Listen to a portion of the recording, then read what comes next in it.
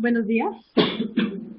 A continuación voy a presentar el informe de estos 2 años de MAT2 elaborado por el Grupo 5. Está conformado por Carlos Velasco, Milena Ortiz, David Benavides, Camilo Carrillo, quien les habla Sara Parra, y nuestro tutor, el profesor Pedro Gómez. Entonces, voy a estructurar esta exposición básicamente describiendo el problema, cómo le dimos respuesta a ese problema, elaborando la unidad didáctica, los pasos que seguimos para hacer esa unidad didáctica y con unas conclusiones breves. Entonces, inicialmente, ¿de dónde surgió el problema de las permutaciones? Cuando nosotros hicimos grupo, empezamos a analizar nuestros planes de aula de nuestras instituciones y nos dimos cuenta de una generalidad, de una falta generalizada en esos planes de aula de temas relacionados con la probabilidad y los fenómenos aleatorios, especialmente de las permutaciones. Entonces decidimos que nuestro tema iba a ser las permutaciones sin repetición. Para explicar de forma muy sencilla qué es eso de las permutaciones, hemos traído un ejemplo con el que iniciamos nuestro tema y con el que subimos nuestro tema y hace parte de una de las tareas del tema.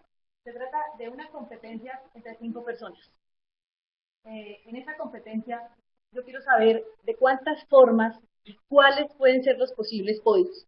Es decir, que una vez este sujeto se ha ubicado aquí, hay 5 formas posibles de ubicar a una persona acá. Una vez que está ubicado aquí, hay 4 formas posibles de ubicar a una persona en la otra posición. Hay para 3 formas posibles de ubicar a una forma en la otra posición.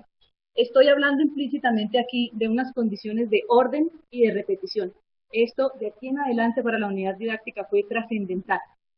Entonces, este mapa resume la estructura conceptual de nuestro tema, pues no quisimos traer un mapa tan complejo y tan grande como los demás grupos, pero en este se puede ver más específicamente de dónde partimos. Partimos de los modelos de selección y colocación planteados por el señor Dubois en el 84. A partir de ellos hicimos, los cruzamos con los clasificación de numeración y recuento propuesta por la doctora Batanero, el doctor Godino y Navarro Pelayo. Lo que hicimos con este mapa fue centrar nuestro foco de contenido específicamente en 2 cosas. Lo que nos interesa es construir el conjunto de esas permutaciones, esos podios. ¿Cuáles son esos posibles podios? Y nos interesa también saber cuántos son esos podios, es decir, lo que interesa ver el cardinal del conjunto. Es eso.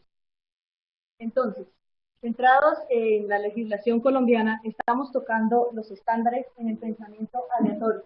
Específicamente, hay un estándar que habla de resolver problemas que refieren técnicas de conteo, permutación y combinación, específicamente. Pero también estamos centrándonos en una parte de los lineamientos curriculares que contempla este tema de técnicas de conteo para grados 10º y 11. Nosotros lo implementamos en un grado 10º. Está centrado en el proceso general de resolución y planteamiento de problemas, entonces, como vamos a ver más adelante, hay un objetivo específico para eso. Entonces, teniendo en cuenta esa mapa de la estructura conceptual y teniendo en cuenta esos modelos que la teoría ya tenía, cruzamos esos modelos y separamos esa estructura en 4 grandes pedacitos o subestructuras que se refieren a enumerar cuando estoy seleccionando partes de un conjunto o enumerar cuando estoy colocando cosas en un conjunto. También puedo hacerlo con recuento de selecciones o con recuento de colocaciones, decir cuáles y decir cuántas son. Por seguir con el ejemplo de los podios, yo puedo presentar esto en diferentes situaciones. No tiene que ser específicamente un contexto matemático de un conjunto y de contar cantidades de subconjuntos en un conjunto. Entonces puedo presentarlo en una situación laboral, en una situación científica, diferentes situaciones, para centrarnos y concretar en cuáles las íbamos a presentar. Asumimos las situaciones presentadas por el proyecto PIS. Eh, Organizamos esas situaciones, esos contextos mediante fenómenos. Entonces, los fenómenos nos permiten decir, bueno, con estos problemas de permutaciones, ¿a qué le estamos dando respuesta? ¿A qué tipo de problemas podemos darles respuesta? Y los organizamos, por ejemplo, en la situación de los podios, enumerando permutaciones resultantes de seleccionar una muestra, esos 3 personas que conforman el podio, de un conjunto de 5 personas, donde nuestra idea pues, es identificar los posibles ganadores. A partir de esos contextos y de hablar tanto de permutaciones, se nos ocurrió venir, ¿cómo vamos a presentar eso a los estudiantes? ¿Cómo esperamos que ellos nos representen eso? No esperábamos que nos pintaran el podio con las tres personas ahí paradas, por ejemplo. Esperábamos darles a ellos herramientas, pero también esperábamos que ellos tuvieran otras herramientas previas para poder representar permutaciones. En este caso, una muy conocida es el diagrama de árbol. El diagrama de árbol me permite organizar arreglos de una forma ordenada, evitando la repetición, que era una de las cosas importantes que teníamos en cuenta acá. Nosotros incluimos una tabla de doble entrada, incluimos las listas. Las listas pueden surgir de la tabla, pueden surgir del diagrama. Entonces, estamos hablando aquí que yo puedo pasar de un sistema de representación a otro, haciendo traducciones o transformaciones entre ellos. Eso en cuanto a decir cuáles son las permutaciones. Pero cuando me preguntan cuántas, yo tengo que acudir a otro sistema de representación ya no tan amable, tan querido por los estudiantes, y son las fórmulas. Entonces, encontramos en esta parte la fórmula para calcular permutaciones. Pero esa fórmula, usando todos esos signos, esos elementos que teníamos, tratamos de presentarla con otro resultado conocido con el nombre del principio multiplicativo. Y ese principio multiplicativo sale de lo que mencioné al inicio, formas de ocupar una posición. Este espacio o este primer espacio del ganador del podio tiene 5 formas de ocupar. El segundo tendrá 4, entonces el tercero tendrá 3. En total hay 60 permutaciones posibles. Estoy haciendo enumeración, estoy haciendo recuento y puedo pasar fácilmente de uno al otro.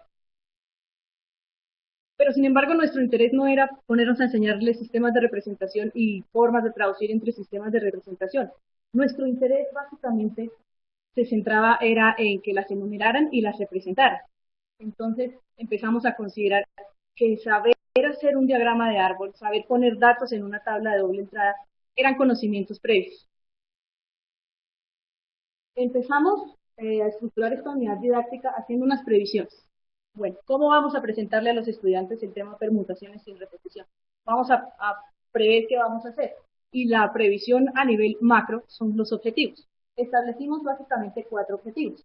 En su orden, el primero era de un conjunto de arreglos que el estudiante me diga cuáles de esos sí son permutaciones.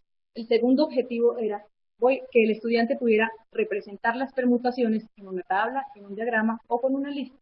El tercer objetivo era que el estudiante pudiera decirme cuántas son las permutaciones, haciendo o no una representación. Y el cuarto objetivo, el más grueso y que cubría los 3 anteriores, es resolver situaciones que ya implican hacer permutaciones sin repetición. Entonces, como esos objetivos eran algo tan grueso para llevarlos a los estudiantes, lo que hicimos fue desglosarlos en capacidades. Las capacidades son como son las actuaciones que esperábamos que los escolares hicieran cuando ya están ahí sentados resolviendo su tarea. Entonces, por ejemplo, una capacidad es que el estudiante identifique que en un conjunto de n elementos se pueden hacer permutaciones de elementos. Es decir, que en ese conjunto de 5 competidores yo puedo hacer subconjuntos de 3 competidores o podios o los 3 ganadores. Es decir, el estudiante me puede decir que yo no puedo determinar podios con solo 2 participantes, porque hay 3 espacios que ocupar. Sin embargo, esas capacidades venían acompañadas de unos impedimentos. No todos los estudiantes van a lograr activar esas capacidades. Entonces van a empezar a incurrir en errores, van a tener impedimentos para desarrollar la tarea. Entonces, por ejemplo, habrán estudiantes que sí van a mostrar podios de 4 posiciones de los 5 competidores, sin darse cuenta de que no están diferenciando la cantidad de que representa N y que representa R, porque de hecho tratamos de no hablar con ese lenguaje N y R, sino cantidad de personas, de elementos dados y grupitos en los que van a organizar esas cantidades de personas. Bien, entonces, una vez establecimos esos objetivos, establecimos unas capacidades e hicimos una idea de tareas como la del podio, hicimos en total 7 ideas de tareas. Empezamos a hacer el proceso cíclico que ya antes han mencionado. Esas capacidades las configuramos en unos caminos de aprendizaje, pero esos caminos de aprendizaje, como voy a mostrar ahora, se veían un poco muy complicados de entender. Entonces vimos que los podíamos simplificar en secuencias Y realmente esto sigue siendo un proceso cíclico, y las tareas, la idea es que las tareas cada vez se mejoren tanto que los estudiantes logren activar más cantidad de capacidades e incurrir menos en errores. Ese es un camino de aprendizaje de los complicados que les digo. Entonces vemos aquí, por ejemplo, eh, estos cilindritos representan unas capacidades, no importa la codificación que está ahí. Esto me está diciendo que un estudiante va a leer la información del problema, la va a interpretar, va a seguir por aquí, este camino está hablando de que va a enumerar las permutaciones, va a decir cuáles son, mientras que sigue por este camino me va a decir cuáles son. Todos estos códigos se refieren a que usa la fórmula. Todos estos códigos hacia abajo se refieren a que use el principio multiplicativo. Estos códigos hacia arriba se refieren a que use un diagrama de árbol, o una lista, o una tabla de doble entrada. ¿Para qué? Todo eso al final para que me resuelva un problema. Me dé la respuesta a una situación. Este grafo yo lo puedo ver mucho más simplificado en este grafo de secuencias de capacidades. Este grafo es especial porque se parte en tres fases. Es el grafo para el objetivo 4, que cubre los demás objetivos, y se inicia en una fase de deducción de la información. ¿Qué me preguntan y qué tengo que hacer? Una fase intermedia en la que tomo la información y empiezo a hacer cosas para resolver el problema. Y una fase final en la que le doy respuesta al problema en el contexto que me están dando. Entonces, ¿de dónde salen estas secuencias? Estas secuencias salen de mirar en este grafo anterior que estas capacidades juntas cobran vida por sí solas. Me están dando cuenta de una estrategia específica que el estudiante sigue para resolver el problema. Y de aquí en adelante ya no hablamos de activación de capacidades, sino activación de secuencias de capacidades. Este proceso cíclico, entonces, que mencioné antes, se reduce a este proceso cíclico. Hablamos de tareas, de objetivos, de secuencias de capacidades, como al ver que las secuencias se activan total, parcial o no se activan nunca, tenemos que mejorar continuamente la tarea para poder lograr el objetivo. Hacer este proceso cíclico nos permitió evaluar el proceso de implementación, mejorar y al final hacer un nuevo diseño. ¿Cómo voy a mostrarlo más adelante? Este es un ejemplo de la tarea. Realmente esto de los podios se lo mostrábamos hacia el estudiante. Le planteábamos un enunciado, donde le decíamos en una competencia atlética participan 5 personas, alguien dice que hay 120 formas diferentes de hacer los podios, pero otro dice que no está de acuerdo, que hay 60. Pero alguien dice que no, que son 20. ¿Usted está de acuerdo? Tratamos de meterle al estudiante que debe tomar decisiones y que para tomar decisiones debe hacer todos estos procesos que para nosotros, son secuencias de capacidades.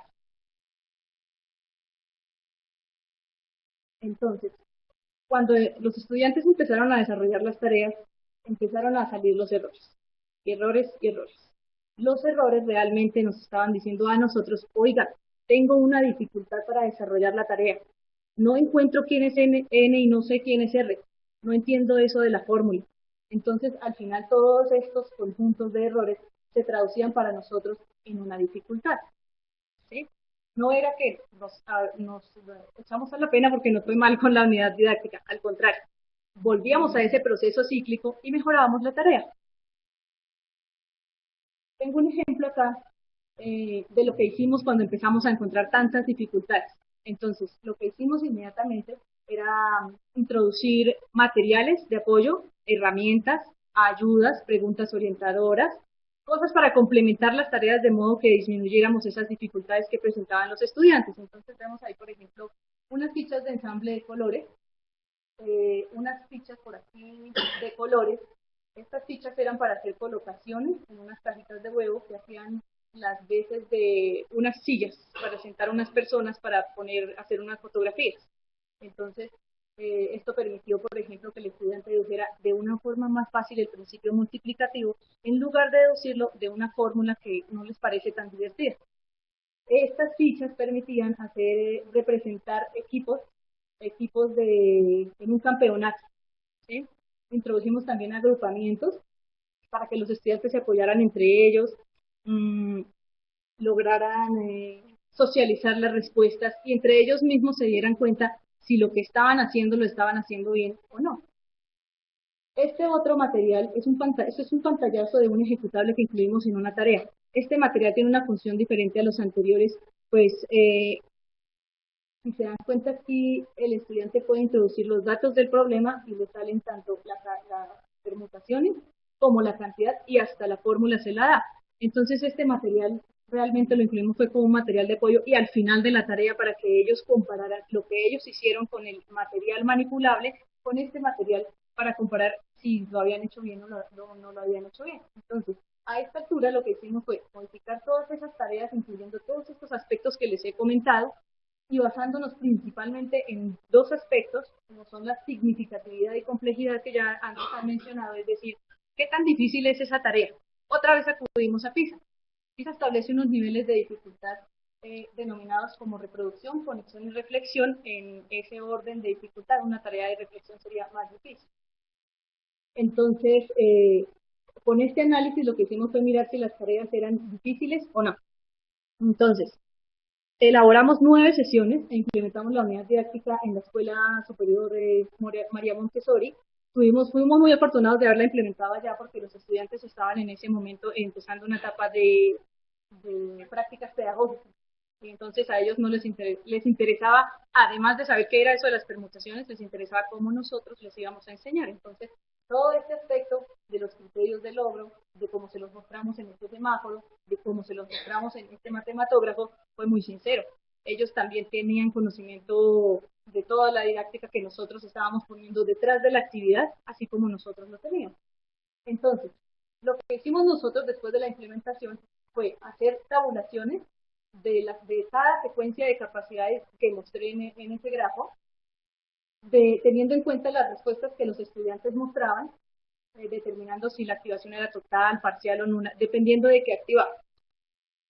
Entonces, este es un ejemplo de una tabulación en la que determinamos, por ejemplo, para un objetivo, que el objetivo se logró en un nivel superior, alto, básico o bajo, teniendo en cuenta qué y cómo activó, qué secuencia y cómo la activó, en qué grado la activó.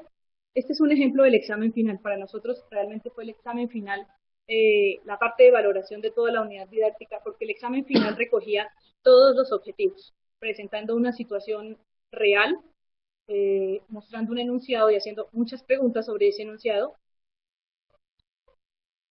Entonces, lo que había detrás del examen final realmente eran estas secuencias de capacidades, que es el gran resumen de todos los objetivos, para poder al final decir, cada objetivo se logró, total, parcial, o no se logró. Si tuvimos un objetivo que no se logró, precisamente fue el 4, el de las situaciones problema.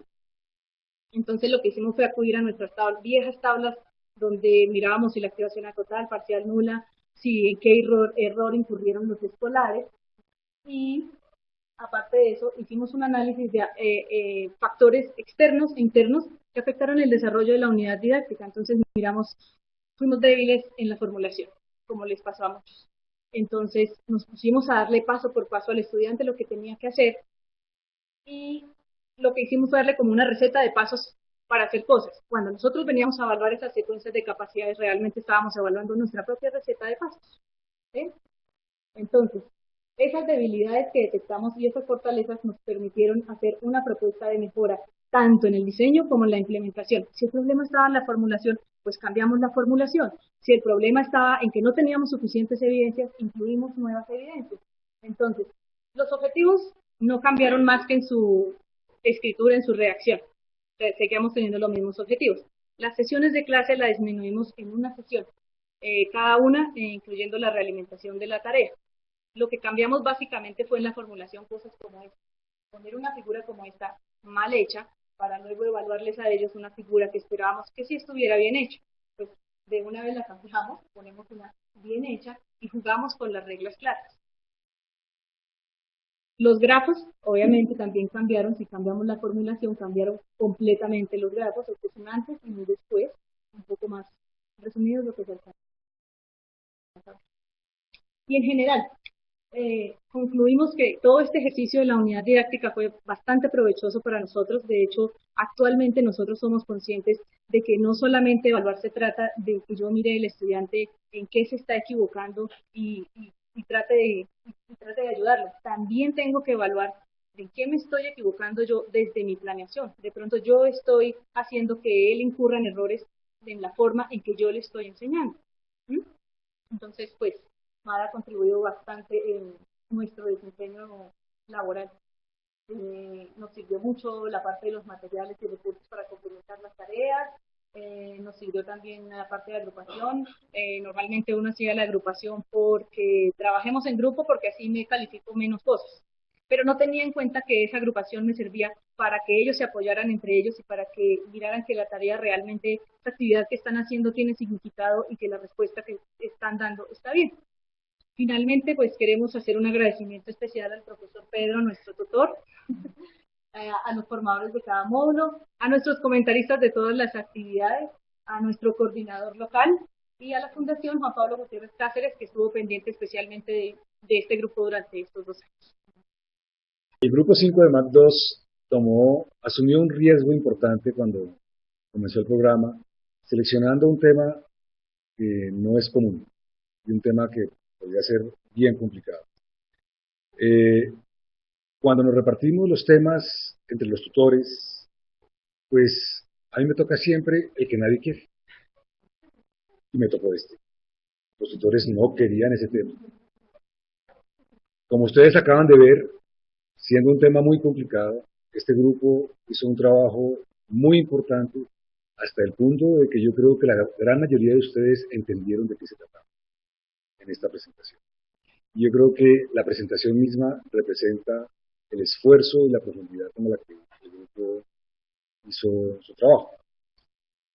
De la misma forma que muchos grupos en MAT 2, y no todos, hacen contribuciones no solamente al aprendizaje de sus escolares, sino que hacen contribuciones a sus colegas e incluso a la educación matemática, porque por dar sencillamente un ejemplo del grupo anterior, las, los materiales y las tareas que el grupo de áreas sombreadas desarrolló es una contribución original a la educación matemática. Cuando María José González, tutora, recibió la primera propuesta de esas tareas y aparecían los cartosombras y los cartosombras, yo sé que duró más de una hora en Google buscando de dónde había salido eso, hasta que se enteró de que era una contribución original. En el caso del grupo 5 hay algo muy especial, y es que ustedes han visto a través de todas estas presentaciones que hay algo, una noción sobre la que gira la mayor parte de la reflexión, que es la idea de secuencias de capacidades. Pues esa idea de secuencias de capacidades es una idea del grupo 4, del grupo 5, y es una contribución que ellos han hecho y que María José González, Isabel Romero y yo sobre la marcha nos la apropiamos, nos la robamos, la desarrollamos y ya hemos publicado artículos de investigación gracias a esa idea. Finalmente, una anécdota. No sé si a ustedes se les ocurre que uno pueda tener ilusión de levantarse un domingo a las 5:30 o 6 de la mañana a trabajar. Pero eso es lo que me sucedía a mí cada 15 días, porque sabía que a más tardar a las 6 de la mañana tenía en el correo electrónico el borrador de la actividad. Y me hacía ilusión. Y le dedicaba 3, 4 horas a revisar ese borrador, hasta el punto de que ellos siempre se quejaban de que por qué ellos tenían un límite de extensión de 2.000 palabras, mientras que a mí no me ponían ese límite para mis comentarios. Pero la ilusión que yo tenía era una ilusión muy sencilla, es que cada vez, esas 31 veces que lo he hecho, he aprendido, y he aprendido gracias al trabajo.